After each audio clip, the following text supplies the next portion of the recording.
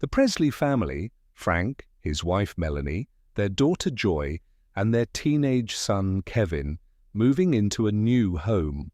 The house is old, neglected, and far from ideal, but it's their only option after financial troubles leave them with few choices. Frank is trying to make the best of the situation, his optimism masking the stress he feels about his family's crumbling finances and his own failure to provide for them. Melanie is emotionally distant, preoccupied with their problems, and Joy, the younger sibling, tries to stay upbeat, but often feels the weight of the family's tension. Kevin, meanwhile, feels like a ghost himself in his own home, disconnected, ignored, and invisible to his parents, who are consumed with their own struggles. From the moment they step inside the house, it's clear that it's haunted, not in the traditional sense of creepy shadows or spooky sounds, but in a more subtle, unsettling way. The house is empty, lifeless, and broken. However, Kevin, drawn to the attic, finds something no one expected, a ghost. He stumbles upon it one afternoon while exploring the house alone, as his family is distracted by unpacking. The ghost is unlike anything he's ever imagined, not a frightening wraith, but a faded figure trapped in the house, seemingly stuck in time. Kevin is initially terrified, but something about the ghost, whom he names Ernest, fascinates him. Ernest doesn't speak, doesn't interact the way a typical ghost might, but Kevin senses that the spirit is more lost than malicious.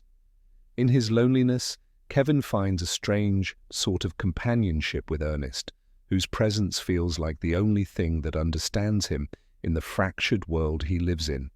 Kevin keeps the secret to himself, knowing his family would never believe him, and continues to spend time with Ernest, even talking to him, sharing his thoughts and frustrations. Ernest, in his silence, becomes Kevin's only confidant. As the days pass, strange things begin to happen in the house, objects moving on their own, the temperature dropping unexpectedly and doors creaking open or slamming shut for no reason. The events are subtle at first, but they begin to escalate, becoming impossible to ignore. Kevin, though he tries to protect Ernest from the family's scrutiny, begins to worry that the presence of the ghost might be too much for them to handle. As his parents grow increasingly tense and unsettled, they begin to notice the odd happenings around the house. But Frank, always the skeptic, dismisses it as stress-induced hallucinations or the creaks and groans of an old house. Kevin, torn between keeping the secret and wanting to share the truth with his family, continues to visit Ernest in the attic, talking to him as if he were just another person. But things start to unravel when one day Joy accidentally stumbles upon Ernest while playing around the attic. Horrified, she runs to tell their parents, and though Frank doesn't believe her, Melanie is shaken by her daughter's terror. The news spreads quickly, and soon the Presley family is thrust into the public spotlight. A video of Ernest, taken by a curious neighbor who witnessed one of the ghost's strange movements, goes viral.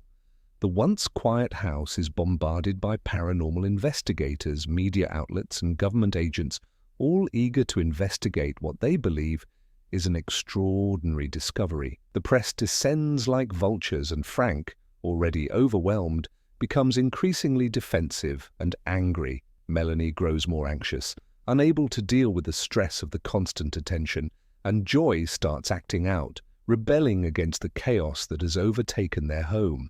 Kevin, though he's used to feeling invisible, finds himself in the center of the storm. Ernest, once a silent companion, now seems to be more agitated, his presence growing stronger as the house fills with strangers. Kevin is desperate to protect Ernest from the media circus, but his attempts to hide the ghost only lead to more scrutiny. The house becomes a spectacle, people coming in and out, trying to capture footage, asking intrusive questions, and treating the family like some sort of freak show. Kevin, feeling increasingly isolated, tries to communicate with Ernest, but the ghost seems more distant now. Ernest's once subtle movements become more erratic, almost frantic. Kevin starts to wonder if the ghost is suffering from all the attention, trapped in a cycle of frustration. He begins to research more about Ernest's past, hoping to find some clue that might help him understand the spirit's unrest. In his research, Kevin uncovers a tragic history. Ernest, it turns out, had lived in the house decades ago, a kind-hearted man who had built the place with his own hands. However, his life was cut short under mysterious circumstances, an accident, or perhaps foul play, that had never been fully explained. Ernest's family had left the house shortly after his death, and it seemed that no one had ever properly mourned him. His ghost, lost and confused, had remained trapped in the house, unable to move on. The realization hits Kevin hard. Ernest isn't just some random ghost. He's a man who never got closure, whose death left him stranded in the in-between, stuck in a place he didn't belong.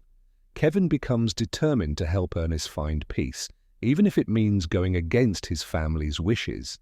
He begins to piece together Ernest's past, contacting local historians and speaking to people who had lived in the house years ago.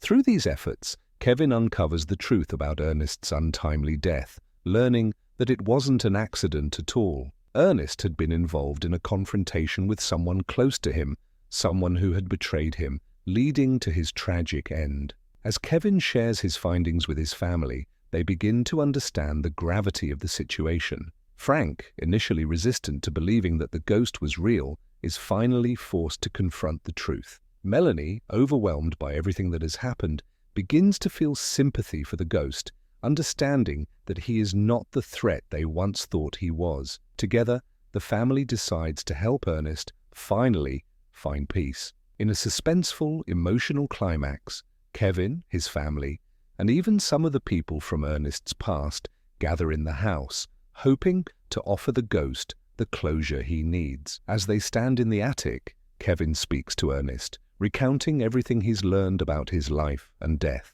The atmosphere grows tense, the air thick with anticipation. The room grows colder, the ghost's presence more palpable. Suddenly, Ernest's ghostly form begins to flicker, his movements growing more intense as he reaches out to Kevin. In a final moment of catharsis, Ernest's ghost seems to release the tension that has bound him to the house. The air shifts, the temperature rises, and for a brief moment there is a sense of peace, a quiet stillness as the ghost fades away. Kevin, overwhelmed with emotion, feels a mix of sadness and relief. Ernest is gone, but he's finally free. In the aftermath, the Presley family stands together, united by their shared experience. The media attention fades and the house, once filled with tension and fear, becomes a home again. Kevin, having gone through a personal transformation, is no longer the invisible teenager he once was. He has learned the power of connection, the importance of empathy, and the strength that comes from facing difficult truths